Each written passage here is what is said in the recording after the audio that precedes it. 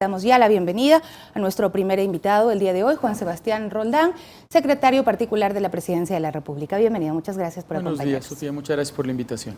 Bueno, ya lo habíamos anunciado, los temas planteados son primero conocer detalles acerca de este nuevo proyecto que va a enviar el presidente de la República, que ha sido anunciado después de que la Asamblea el domingo negara y archivara el proyecto de ley económica urgente denominado Ley de Crecimiento Económico. ¿Qué detalles contendrá este nuevo proyecto? ¿Se enviará el día de hoy? ¿Será en estos días? Estamos próximos a revisar, a dar la última revisión del proyecto. Es un proyecto que va a tratar solamente temas tributarios. Mantendrá el espíritu del texto anterior, es decir, vamos a pedirles a las personas que más tienen que hagan el mayor esfuerzo y no vamos a cobrar impuestos a los pobres. Es decir, el gobierno se mantiene en la misma posición y la misma lógica que ha planteado siempre. Y por supuesto el presidente de la República fue claro el día domingo al dar él mismo el mensaje. Nosotros respetamos los otros poderes del Estado, lamentamos que los jóvenes a los que se les iba a perdonar las deudas no puedan acogerse a ese problema, que los agricultores que iban a tener menos costos para producir no puedan acogerse a ese beneficio. Y al mismo tiempo nosotros creemos que si la Asamblea toma ciertas decisiones, es la Asamblea la que tiene que responder ante esas decisiones. Sin embargo, el Ejecutivo cree que este es un proyecto fundamental para el país y por eso lo enviaremos. Estos temas que usted menciona serán insistidos en este nuevo proyecto que será enviado en materia económica urgente en los próximos días. Estos temas que usted dice para beneficiar a los jóvenes, el tema que también pues ha sido valorado positivamente, por lo menos por un importante sector desde la Asamblea Nacional, de la eliminación del anticipo del impuesto a la renta, entre otros. El espíritu es el fundamental y el espíritu nuevamente es que los que más tengan más aporten y que los pobres no paguen impuestos. Pero ¿cuáles serían los detalles? ¿Serían algunas insistencias en estos puntos donde se lograron mayores consensos durante el debate del proyecto de ley económica urgente? Así es, se revisarán los consensos, como dijo el mismo presidente de la República, a partir de las discusiones responsables que buena parte de los asambleístas tuvieron. Hay mucha gente que sí hizo un trabajo responsable, que quiso procesar, como tiene que hacer la Asamblea, un proyecto legal y que nunca estuvo de acuerdo con descartar el proyecto completamente. Nosotros respetamos los distintos poderes del Estado. La Asamblea tendrá que decirle al Ecuador cuál es el costo de las decisiones que toma y nosotros como Ejecutivo estamos obligados a hacer lo que estamos haciendo y es entregar un proyecto de ley que beneficie a todo el Ecuador, un proyecto de ley en el que los que más tengan más aporten y los pobres no paguen impuestos. El día de ayer el ministro de Economía y Finanzas y también la ministra de Gobierno María Paula Romo estuvieron en la Asamblea, se reunieron con representantes del grupo político que apoya al Gobierno Nacional, Alianza País. ¿Qué se espera lograr también de esta reunión? Porque veíamos algunas posiciones de algunos legisladores del propio movimiento Alianza País que decían, ahora sí nos están contando qué es lo que contiene este proyecto de ley económico que se va a enviar. ¿Faltó algo de discusión durante el anterior proyecto que se envió? Me imagino que muchas personas pueden opinar hoy día luego que el proyecto se descartó y tienen derecho de hacerlo. Sin embargo, el proyecto se socializó con importantes discusiones y con tiempo, mucho tiempo antes de que se presentara. El bloque es un bloque que trabaja permanentemente con el gobierno, es un bloque que votó además completamente alineado a la posición de un proyecto serio, un proyecto justo, un proyecto que estaba siempre pensando en el bienestar del país y en el beneficio de los ecuatorianos, un proyecto que trataba de normar y enmarcar ya no solamente el tema tributario, sino que las instituciones hagan lo que tengan que hacer, protegía al Banco Central, hacía que las instituciones no choquen entre sí. Ahora habrá que ver cuál es la posición de los asambleístas con el perjuicio que ha tenido el país con esta decisión, ¿no? Más de 350 puntos del riesgo país crecieron en los últimos 2 días. Eso es un costo monetario para el bolsillo de todos los ecuatorianos. A nosotros como gobierno nos corresponde analizar lo que sucedió, corregir los errores y entregar un proyecto que para los ecuatorianos sea beneficioso. ¿Cuál es el rango de acción en este momento del gobierno nacional con pues lo que ha ocurrido con el proyecto de ley económica urgente con el que se pensaba recaudar cerca de 730 millones de dólares durante el 2020? La proyección, lo dijo ayer el ministro de Finanzas, Richard Martínez, bajaba alrededor de 500 millones de dólares. Es decir, en materia económica, ¿cómo se queda el gobierno para poder actuar y poder ejecutar todos los planes que además están planteados en la proforma presupuestaria de 2020? Lo que dijo el ministro es que bajamos a 500 millones de dólares, no bajaba en 500 millones de dólares. No, a 500 millones. Es importante la aclaración porque si no sería casi un un problema serio para el Estado. Eso no es así. El gobierno está buscando siempre cuidar las cuentas públicas para que todos los ecuatorianos se beneficien de lo que tiene que hacer el gobierno, de la educación gratuita, la salud gratuita, la vivienda, todos los proyectos estatales en general. Nosotros entendemos que en una democracia los poderes del Estado toman decisiones.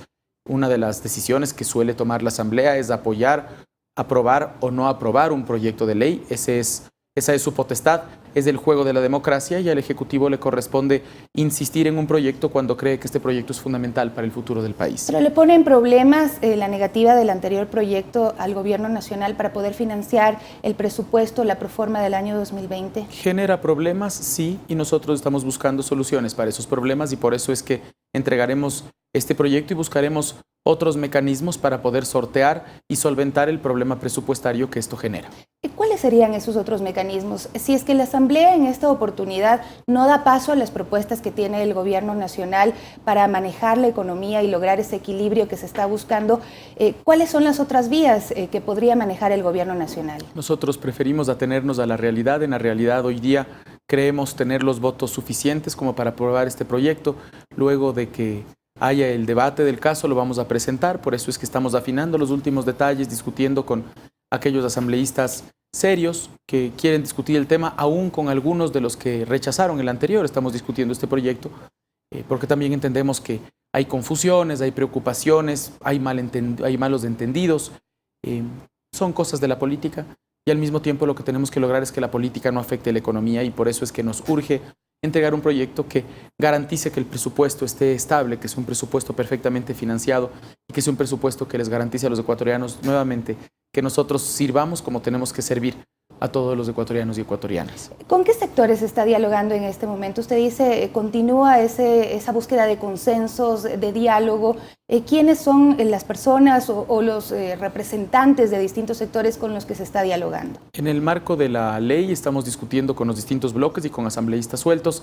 En el marco del diálogo nacional con más de 300 organizaciones. Nosotros no hemos parado de dialogar, no hemos parado de discutir con 300 organizaciones al menos y con más de 170 parroquias directamente, ministros, vicepresidente, presidente, cuál es la realidad económica del país, cuál es el futuro de nuestro país, a dónde tenemos que ir, cuál es el horizonte buscado. Y sobre esa base es que nosotros tomamos decisiones. El diálogo es enriquecedor en tanto y en cuanto el gobierno esté sentado cara a cara con los ecuatorianos y ecuatorianas que se afectan o se benefician de las decisiones de un gobierno. ¿La cercanía de las elecciones influye en las actuaciones de los distintos bloques, en las posiciones políticas que se han adoptado durante estas discusiones en la Asamblea Nacional y desde otros ámbitos? El gobierno nacional ha sido claro siempre y los ecuatorianos lo conocen. Nosotros no pensamos en las próximas elecciones, pensamos en las próximas generaciones, pensamos en el futuro. Lo que hagan los otros partidos lo tienen que responder los otros partidos. Pero no se observa, no se analiza desde el gobierno pues, esa posibilidad de que se está actuando políticamente también con mucha cautela, con las decisiones que se están tomando y con las posiciones que se plantan sobre distintos temas. Al gobierno nacional le corresponde actuar buscando el beneficio de los ecuatorianos. Es a la crítica a los medios de comunicación, a quienes les corresponde analizar cómo nos comportamos nosotros, se comportan los otros partidos políticos. No quisiera entrar en esa discusión, a mí me corresponde comentar con los ecuatorianos lo que estamos haciendo bien o mal y al respecto del tema es que nosotros estamos trabajando todos los días. Ahora, el Fondo Monetario Internacional, pues el día de ayer dijo que continuará apoyando las reformas que proponga el Ecuador. Gary Rice, vocero del Fondo Monetario Internacional, se pronunció, dijo sobre la situación del Ecuador que luego de que el domingo 17 de noviembre la Asamblea decidiera archivar el proyecto de ley de crecimiento económico, pues que proponían cambios tributarios para recaudar 737 millones de dólares, continuarán trabajando con el gobierno ecuatoriano mientras avanzan las reformas económicas. ¿Qué tipo de trabajo se continuará con los multilaterales para sostener el acuerdo de financiamiento por cerca de 10.000 millones de dólares para los próximos 3 años? Para que los ecuatorianos y ecuatorianas comprendan, nosotros cuando solicitamos un crédito funciona igual que las personas que solicitan un crédito en su vida. Es decir, nosotros vamos a un banco y le decimos, mire, nosotros queremos tanto dinero y le vamos a pagar así. Igual funcionan los multilaterales. En algunos casos, cuando uno va a pedir plata desde el Estado, puede ir a un país que te dice, te voy a prestar al 12%, 13% y a 3 años. Cuando vas a un multilateral, tienes la posibilidad de que te preste al 3, al 4%, a 25, a 30 años. Pero al mismo tiempo te dice, a ver, yo le voy a prestar tanto dinero, usted me tiene que pagar. ¿Cómo me va a pagar? De esta manera. Por eso es que nosotros tenemos un diálogo permanente con todos nuestros adeudados, es decir, con todos aquellos que tienen o bonos del Estado o son adquirientes de deuda ecuatoriana, para que estén tranquilos, para que sepan que somos un gobierno responsable, vamos a honrar nuestras deudas y al mismo tiempo ellos saben que nuestra primera prioridad siempre es el pueblo ecuatoriano, que siempre lo primero son nuestros ciudadanos y a partir de ese cuidado de los ciudadanos es que vamos a honrar todas las deudas que sean necesarias. Es decir, el Fondo Monetario Internacional, los multilaterales continuarán comprometidos con ese financiamiento. ¿Habrá que hacer replanteamientos de parte del gobierno nacional? ¿Qué es lo que se ha previsto al respecto? Hay que discutir permanentemente de acuerdo a las circunstancias con los multilaterales, con todos los tenedores de bonos para que haya tranquilidad en el mercado. Es lo que ha hecho el ministro todos estos días. Posiblemente el ministro saldrá fuera del país para también hablar con esos tenedores de bonos, porque cuando se dispare el riesgo país, lo que significa es que nuestros bonos tienen problemas serios en su compraventa. Cuando tienen problemas en su compraventa, no hay apetencia por más deuda en el Ecuador y tenemos un problema de costos directos de nuestra deuda aquí en el país. Por ejemplo, pueden existir multas, etcétera, que tenemos que sacar del bolsillo y pagar. Por eso es que la gestión responsable de un ministro de Finanzas es fundamental y el ministro Martínez la está haciendo todos los días. Hay algunos analistas que han visto la posibilidad de que el Fondo Monetario Internacional, de todos modos, tranquiliza lo que se ha dicho desde el FMI, pero hay quienes han manifestado que podría bajarse ese financiamiento y en ese caso el Ecuador tendría que buscar endeudarse más caro con las condiciones actuales, con el crecimiento del riesgo país y demás. ¿Esas están entre las posibilidades? ¿Eso es una posibilidad? Hoy por hoy nosotros estamos pensando en la ley tributaria. Esa ley es nuestro objetivo más importante. Con esa ley nosotros creemos que damos un paso importante para poder sanear las cuentas públicas y al mismo tiempo siempre tenemos que tener alternativas abiertas para asegurar que el presupuesto general del Estado solvente los problemas necesarios de los ecuatorianos. A propósito, la proforma presupuestaria 2020 fue presentada ya en la Asamblea Nacional. Son cerca de 51.300 millones de dólares que están destinados para todos 31.000. Los gastos que se van a realizar y están previstos para el próximo año. ¿Cómo está distribuido este presupuesto? 31.600, no 51.000. Está Nosotros bien, estamos reduciendo 1.160 millones de dólares el valor del presupuesto versus el año pasado. Eso significa que estamos cuidando la austeridad, estamos cuidando el dinero de los ecuatorianos. Como siempre, hay un muy importante rubro destinado a la cobertura de los servicios sociales, hay un rubro muy importante valorado al respecto de los temas de seguridad. El presupuesto lo que tiene que asegurar es que las prioridades de los ecuatorianos estén cubiertas y este gobierno sabe cuáles son: empleo, servicios sociales, seguridad, y al mismo tiempo asegurar que lo que nosotros garantizamos en términos económicos para que la economía se mueva, se siga dando. Es decir, es un presupuesto que equilibra bastante bien lo que necesita la gente y lo que necesita la economía, para que esa economía de nuevo gire de vuelta hacia la gente y le deje bienestar en términos de empleo, en términos de ingresos, y por supuesto eso permita a las familias tener la certeza de que mejoran sus condiciones en el país. Precisamente sería importante aclarar cuáles son los sectores en los que hay reducciones y cuáles se sostienen con este presupuesto de este año. Así es, vamos a hacer una reducción en bienes y servicios que tiene que ver con gasto corriente directamente en alrededor de 200 millones de dólares y va a haber un cierre final en el tema de masa salarial de 400 millones de dólares, con lo que ya esperamos que tengamos la certeza de poder siempre tener la tranquilidad de cubrir lo que nosotros debemos a los proveedores, por ejemplo, a tiempo, de no retrasarnos, de no complicar la vida de algunas personas que al relacionarse con el Estado se quedan tarde en los pagos y van generando una cascada de retrasos para el resto de la economía. Es decir, hay ahorros concretos y al mismo tiempo hay los incrementos que la ley obliga en las áreas fundamentales que el Ecuador tanto necesita. Por ejemplo, ¿en cuáles se ha incrementado? En educación, en salud. Son rubros fundamentales para mejorar. En temas agrícolas también estamos mejorando para beneficiar los temas del campo. Es decir, son ejemplos específicos de que nosotros estamos siempre tocando la realidad, que nos estamos acercando a los ecuatorianos y sus mayores expectativas de vida. Ahora, el gobierno nacional, durante estos días hemos visto que los ministros se han movilizado a distintos sectores del país, que están en contacto con algunos proyectos como de la Mata a la Mesa, entre otros. ¿Qué nos puede decir al respecto? ¿Cuál es el objetivo de este acercamiento y este trabajo en territorio en este momento? El presidente fue claro hace un par de semanas y nos dijo que el mejor escritorio es el territorio, que no tenemos que estar sentados detrás de una mesa, sino con la gente, conversando con la gente, atendiendo a la gente, viendo cómo los ministerios aterrizan en su ejemplo más concreto, con el niño, con el viejecito, con la mujer que se hace atender, por ejemplo, en temas de salud, en el Ministerio de Inclusión Económica y Social.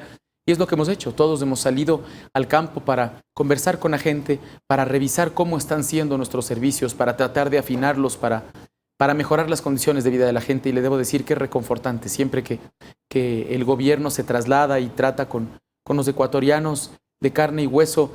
Gobernar merece la pena. Hay otros temas de gobernar que no son agradables de ninguna manera.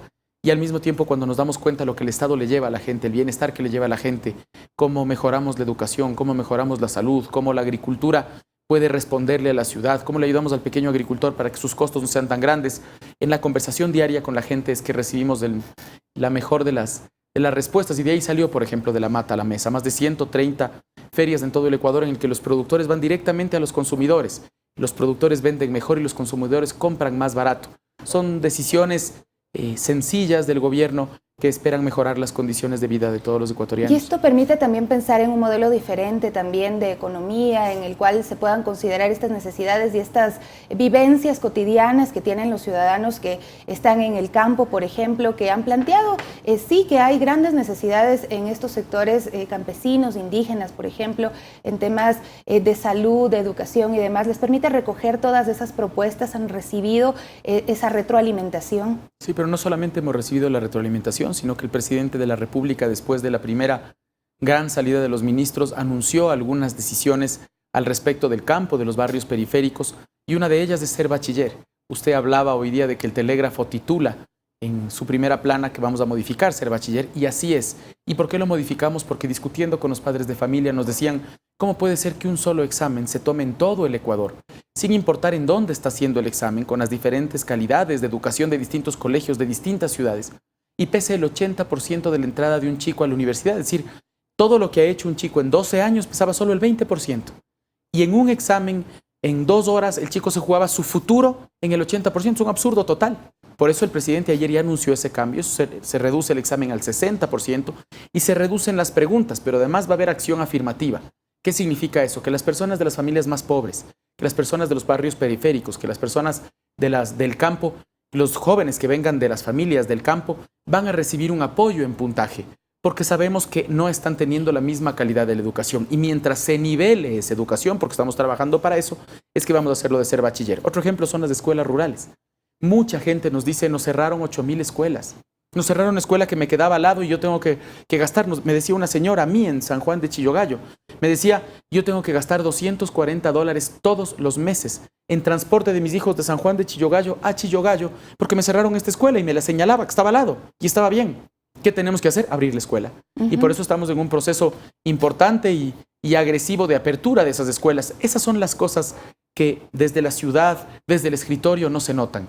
Y al mismo tiempo, cuando conversamos con los ecuatorianos comunes y corrientes, tenemos las ideas claras de qué necesitan ellos. Eso es verdaderamente gobernar. Ahora, sobre lo que usted mencionaba, estos proyectos, el tema de ser bachiller, realmente genera una expectativa en los jóvenes para que se puedan aprovechar los cupos que existen en las universidades públicas. También hay que mejorar de ese lado la inversión en educación superior en el país, dar las posibilidades de que se abran más cupos o más opciones hoy en día cuando la educación tiene muchas otras posibilidades también para llegar a los sectores que antes no se podía llegar. Los ecuatorianos tenemos que concentrarnos en mejorar la calidad, por supuesto, de la educación, de la salud, de la vivienda, de la agricultura, de todo. Sin embargo, eso no solamente es dinero. Y esa es parte de la discusión al respecto del presupuesto para volver a eso. La calidad se discute con trabajo, la calidad se discute con creatividad y por supuesto que el dinero tiene que estar. Sin embargo, no todo está relacionado al dinero. Si así fuera, el Ecuador no tendría nada. Hemos sido un país pobre durante mucho tiempo.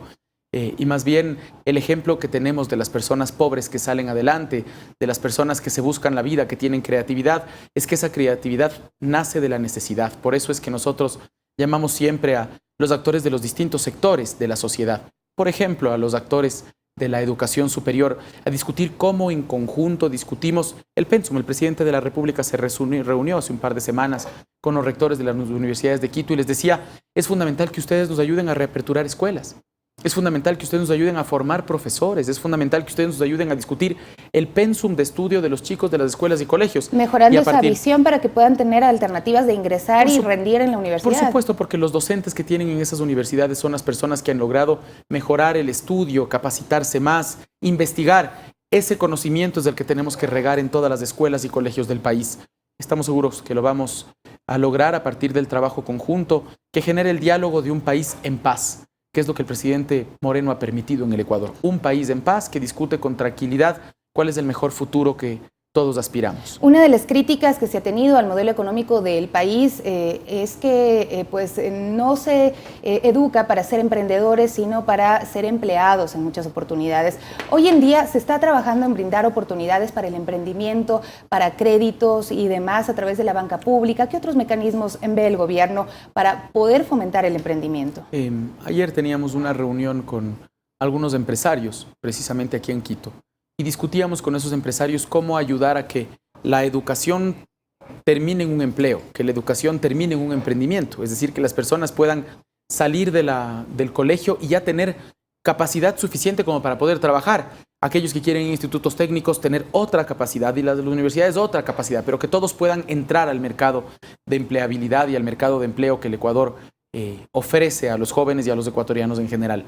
Y a partir de eso, el ministro de la Producción nos decía que tenemos más de 18 proyectos. El secretario de Juventudes, él mismo decía que tiene más de 15 proyectos. Y la banca pública nos comentaba que la mayor cantidad de préstamos para los temas de emprendimiento están destinados a jóvenes de menos de 30 años. Es decir, sí estamos preocupados de que los jóvenes puedan salir adelante, sí les estamos dando mecanismos para que puedan hacerlo y sí estamos trabajando con programas gubernamentales. Siempre es insuficiente, es decir, siempre habrá personas que necesitan trabajo, siempre habrá jóvenes que quieren emprender y no terminan de salir y por eso nos peleamos también internamente para bajar la cantidad de trámites de Banecuador para dar los préstamos, bajar la cantidad de trámites de la CFN y por eso también hemos tenido discusiones con la misma superintendencia de bancos para que nos ayude a dar los créditos a los que más lo necesitan, a bajar los requisitos, porque si es que tenemos toda una lista de 50 temas para poder sacar un crédito, la gente pobre no va a poder hacerlo porque tiene que trabajar. Y la gente tiene que ir a la desesperación.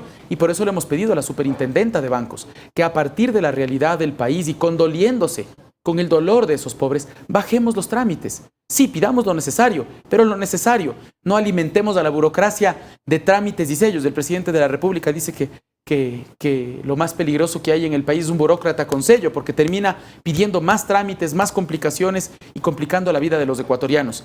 Es por eso que estamos trabajando con la banca pública, con la superintendencia de bancos en un diálogo franco para que podamos asegurar que los más pobres, los que más necesitan nuestro apoyo, los jóvenes, las personas que quieren salir adelante, los emprendedores, accedan a un crédito a partir de que nosotros como Estado nos demos cuenta de que si no les facilitamos la vida, es el Ecuador entero el que tiene el problema. Son cosas que van atadas, las propuestas de leyes que tienen que ser tramitadas, las decisiones que se están tomando, el presupuesto que está también ya en la Asamblea para ser aprobado.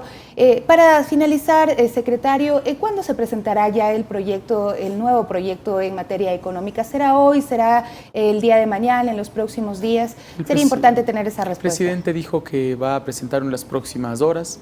Es lo que nosotros entendemos y a partir exactamente de esa posición es que estamos dialogando con todos aquellos que están involucrados con el proyecto para afinarlo de manera que sea un proyecto que se apruebe lo antes posible para el beneficio de los ecuatorianos. Muchísimas gracias por acompañarnos el día de hoy, el secretario particular de la Presidencia, Juan Sebastián Roldán, y con él hacemos una pausa y regresamos enseguida con ustedes con más de Telediario y Primera Impresión.